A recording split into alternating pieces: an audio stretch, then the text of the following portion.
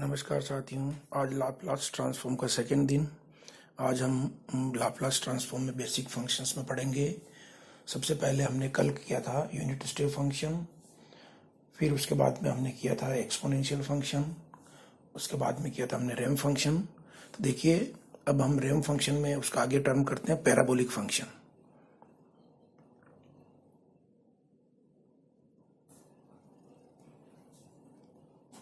Parabolic functions mathematically जो है, इस फंक्शंस को हम इस प्रकार से डिफाइन करते हैं। Function F T zero value होगी जब टी लेस देन और इक्वल टू जीरो, और टी ग्रेटर देन जीरो पे इस फंक्शन की वैल्यू होगी टी स्क्वायर, मीन्स पैराबोला की जैसे, इसलिए इसको पैराबोलिक फंक्शन कहते हैं। तो अब इसका हम जब लाप्लास लेते हैं तो देखिए, Laplace of F of T which is equal to F S, क्या करेंगे, जीरो से इन्फिनिटी लिमिट लगाएंगे, फंक्शन e की power minus S T and D T. तो अब यहाँ एफ टी की वैल्यू रखते हैं, ये हो जाएगा जीरो से इन्फिनिटी, एफ टी की वैल्यू क्या हो रही है, टी स्क्वायर e की power minus S T D T. तो यहाँ फर्स्ट फंक्शन हम टी स्क्वायर को लेंगे, सेकंड फंक्शन हम इसको लेंगे और इसका पहले इंटीग्रेशन करेंगे। तो ये हो जाएगा हमारे पास एफ एस, पहले first function into integration of second function minus integration differentiation of first function into integration of second function। अब यहां देखिए, ये टर्म जीरो हो जाएगी, क्योंकि जब इन्फिनिटी रखेंगे तो ये टर्म जीरो होती है और जीरो रखेंगे तो ये टर्म जीरो होती है, तो पहला जीरो हो जाएगा। तो यहां से ये बन गया हमारे पास, यहां से एस माइनस एस कॉमन बाहर निकाल लिया तो टू भी बाहर निकाल लिया तो टू अपॉन एस, और टर्म बन गई जीरो से इन्फिनिटी टी e की power minus S T D T. ठीक है, इसका हमने पहले करके देखा, वापस करते हैं, टू अपॉन एस, वापस इसका इंटीग्रेशन करेंगे, अगेन वही method, first function and second function. तो first function integration of second function, limit लगा देंगे जीरो से infinity minus integration differentiation of first function integration of second function. ठीक है, ये टर्म अगेन जीरो हो जाएगी, तो ये तो बच गया हमारे पास टू अपॉन एस, यहां से हमने वन अपॉन एस बाहर निकाले तो टू अपॉन एस स्क्वायर हो जाएगा, और टर्म बन गया आपकी जीरो से इन्फिनिटी e की power minus S T D T. ठीक है, तो इसको करते हैं हम अपॉन एस स्क्वायर, इसका करेंगे e की power minus S T upon minus S, zero से इन्फिनिटी, ये हो जाएगा आपके पास minus two upon S cube, और e की power minus S T limit हो जाएगी जीरो से infinity, two upon S cube e की power minus infinity minus e की पावर माइनस जीरो, ये टर्म हो जाएगी जीरो, ये हो गया वन, तो ये हो जाएगा हमारे पास टू अपॉन एस क्यूब।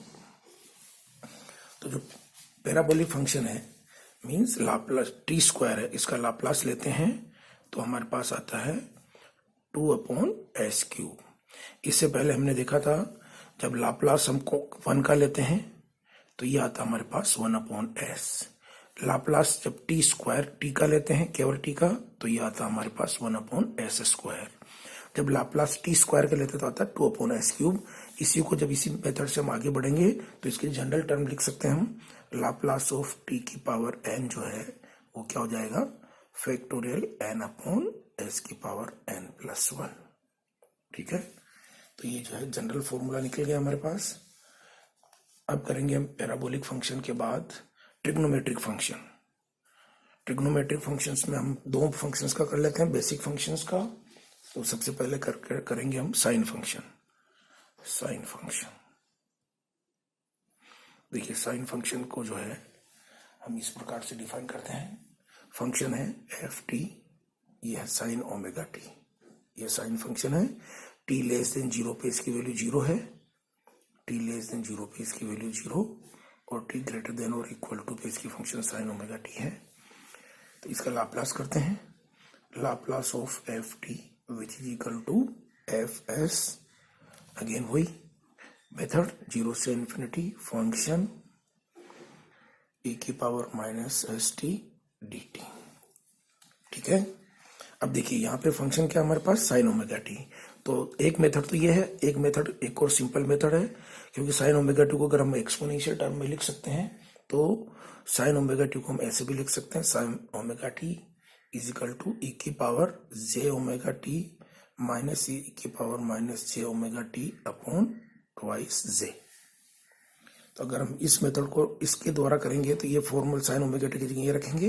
तो देखिए एक मेथड सिंपल मेथड ये भी है, 0 से इंफिनिटी एफ टी के स्थान पे हम ये रख देंगे sign omega T. Sign omega T की वैल्यू क्या हो गई, ई की power J omega T minus E की power minus J omega T upon twice जे ई की power minus S T D T.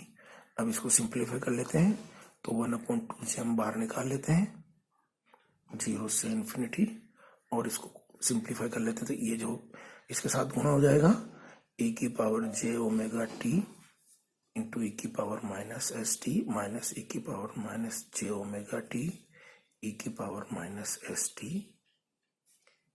D T. ठीक है, और इसको सिंप्लीफाई करेंगे तो ये हो जाएगा हमारे पास 1/2 जे, 0 से ब्रैकेट लगा देते हैं। देखिए इसमें आधार समान है, खाते जोड़ लेंगे, S minus J omega into T minus E minus निकालेंगे S plus J omega into T.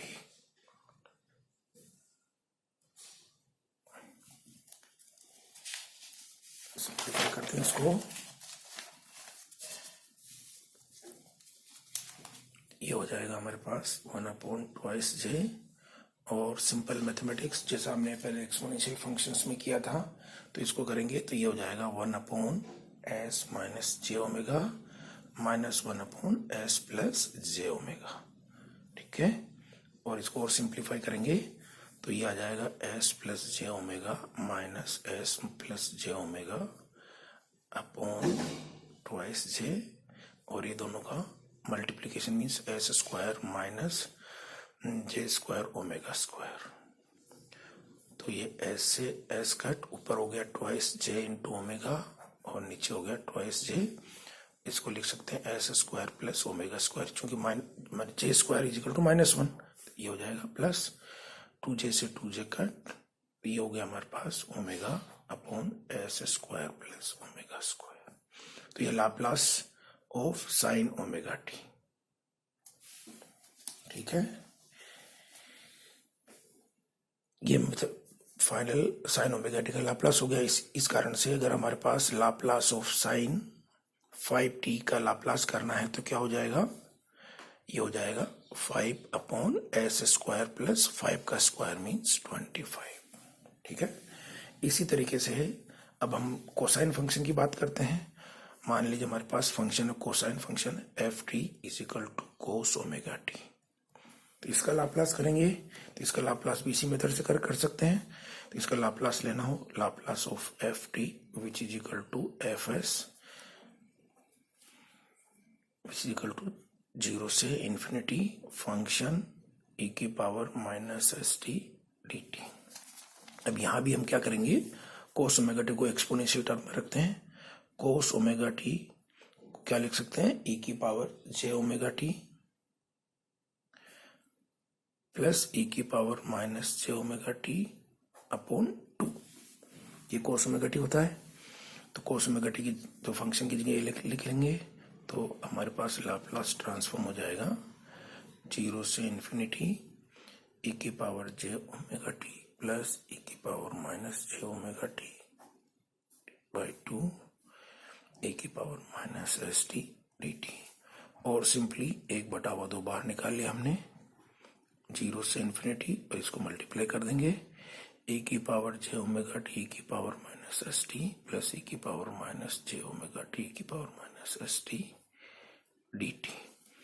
और 1/2 और सिंप्लीफाई करते हैं इसको तो ये हो जाएगा हमारे पास ई की power minus S minus J omega into T plus E की power minus S plus J omega into T इसको हम ब्रैकेट में रख लेते हैं। ये हो गया हमारे पास 1/2। तो ये टर्म हो जाएगी डायरेक्टली, देखिए इसका लाप्लास हमने पहले भी किया था, 1/s माइनस जे ओमेगा, ये प्लस इसका हो जाएगा 1/s प्लस जे ओमेगा। ये हो गया। सिंप्लीफाई करते हैं तो LCM C M, s plus J omega plus s minus J omega upon इन दोनों को मल्टीप्लाई करेंगे s square plus omega square. तो यहाँ से J omega cut, 2s upon 2 into S square plus omega square, और 2 से 2 कटा दिया, हो गया s square plus omega square. अर्थात Laplace of cos omega T is equal to S upon S square plus omega square. ठीक है।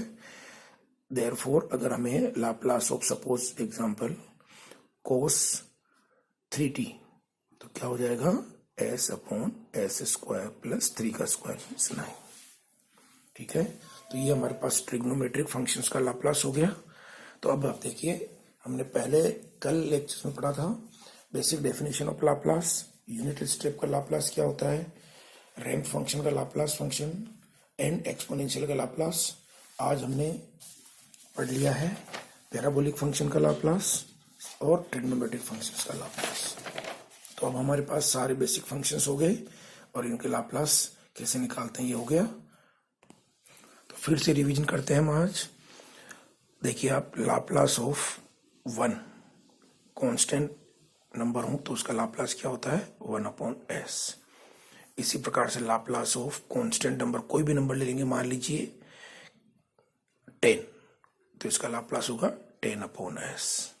ठीक है। Laplace of any number means constant, तो क्या हो जाएगा, k/s। फिर लिया हमने Laplace off ramp function means t, इसका लाप्लास हो गया हमारे पास 1/s स्क्वायर। इसके बाद देखिए लाप्लास ऑफ एक्सपोनेंशियल फंक्शन जैसे e की पावर at, तो इसका हो गया Laplace 1/s minus a। Laplace of e की पावर माइनस at, ये हो गया Laplace of s plus a। तो इसको हम एग्जांपल के तौर पे जैसे लाप्लास ऑफ देख सकते हैं e की पावर 3t, तो इसका लाप्लास हो जाएगा 1/s माइनस 3। इसी तरीके से इसका एग्जांपल हो जाएगा लाप्लास ऑफ e की पावर माइनस 5t, ये होगा 1/s प्लस 5। फिर देखिए हमने लाप्लास लिया है टी स्क्वायर का पैराबोलिक फंक्शन, तो इसका लाप्लास था हमारे पास 2/s³। इसी प्रकार से जनरल फॉर्मूला निकाला था हमने लाप्लास ऑफ टी की पावर n, तो ये था फैक्टोरियल n/s की पावर n+1। तो इस फॉर्मूले के अकॉर्डिंग लाप्लास ऑफ सपोज हमें निकालना हो t³, क्या होगा, फैक्टोरियल 3/s की पावर 3+1, और फैक्टोरियल 3 मीन्स 3 × 2 × 1/s की पावर 4, 6/s की पावर 4। ठीक है। इसके बाद देखा था हमने बेसिक फंक्शंस में Laplace of trigonometric function sine omega T. ठीक है। तो साइन ओमेगा टी का जो हमारे पास फंक्शन लाप्लास था ω/s square plus omega square. इसी प्रकार से Laplace of cos omega T, ये हो गया हमारे पास s/s square plus omega square. ठीक है। तो इसका एग्जांपल हो गया लाप्लास ऑफ साइन 5t, ये हो जाएगा 5/s स्क्वायर प्लस 5 का स्क्वायर मीन्स 25। इसी तरीके से लाप्लास ऑफ कोस 7t, ये होगा s/s स्क्वायर प्लस 7 का स्क्वायर मीन्स 49। तो देखिए हमारे पास यूनिट स्टेप फंक्शन हो गया, रैंप फंक्शन हो गया, पैराबोलिक फंक्शन हो गया, एक्सपोनेंशियल फंक्शन हो गया, और हमारे पास ट्रिग्नोमेट्रिक फंक्शन हो गया। तो ये सारे बेसिक फंक्शंस कर लिए। तो ये लाप्लास हमें इस प्रकार से याद रखेंगे। अब हम आते हैं यूजफुल थ्योरम्स पे। Useful Laplace transform theorem.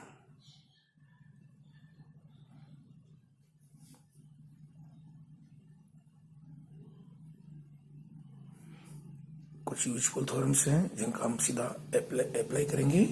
देखिए, सबसे पहले है टाइम डिस्प्लेसमेंट थ्योरम।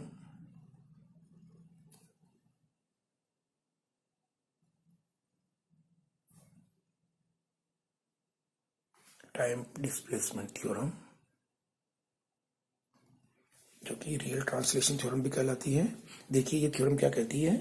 ये थ्योरम कहती है कि अगर कोई time domain function F T है और अगर इसका लाप्लास ट्रांसफॉर्म किया जा सकता है, ठीक है, तो अगर इसका लाप्लास ट्रांसफॉर्म किया जा सकता है तो इसका लाप्लास ट्रांसफॉर्म होगा एफ एस, ठीक है। तो अगर इसको टाइम शिफ्ट कर दें तो Laplace of F of T minus T, ठीक है, टाइम को हमने क्या किया, डिस्प्लेस कर दिया माइनस टी से, तो इसका लाप्लास ट्रांसफॉर्म क्या होगा, ई की power minus S T F S, ठीक है।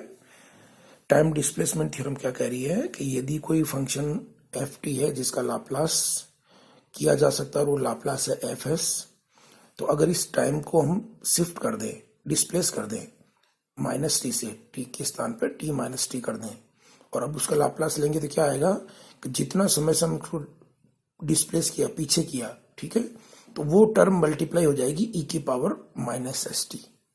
जितना टाइम से हम उसको पीछे ले गए उतना टाइम यहाँ पे मल्टीप्लाई हो जाएगा, टर्म मल्टीप्लाई हो जाएगी ई की power minus S T F S, ठीक है। देखिए, अब इसका एग्जाम्पल देखिए, मान लीजिए ई की पावर माइनस 3t, ठीक है, और साइन 5t का लाप्लास करना है, ठीक है। तो देखिए, लाप्लास ऑफ साइन 5t क्या होता है, यहां देखिए, लाप्लास ऑफ साइन 5t का हो गया 5 अपॉन एस स्क्वायर प्लस 5 का स्क्वायर मीन्स 25, ठीक है। तो अगर यहां exponential term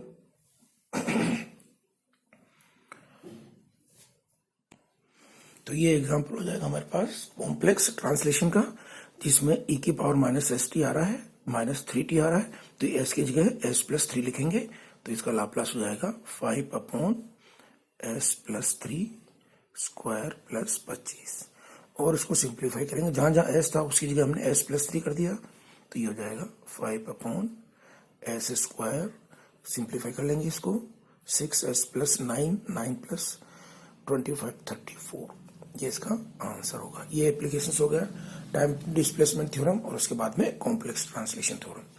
complex translation theorem क्या कह रही है हमें? कॉम्प्लेक्स ट्रांसलेशन थ्योरम कह रही है कि अगर कोई फंक्शन है, अगर साइन जो कोई फंक्शन एफ टी उसका लाप्लास फिजिबल है, तो जब अगर उसके साथ कोई टर्म मल्टीप्लीकेशन आ रही है, लाप्लास ऑफ ई की पावर माइनस 80 एफ टी, इसका लाप्लास लेंगे तो लाप्लास क्या हो जाएगा, एफ एस प्लस ए। तो ये हो गया हमारे पास कॉम्प्लेक्स ट्रांसलेशन थ्योरम।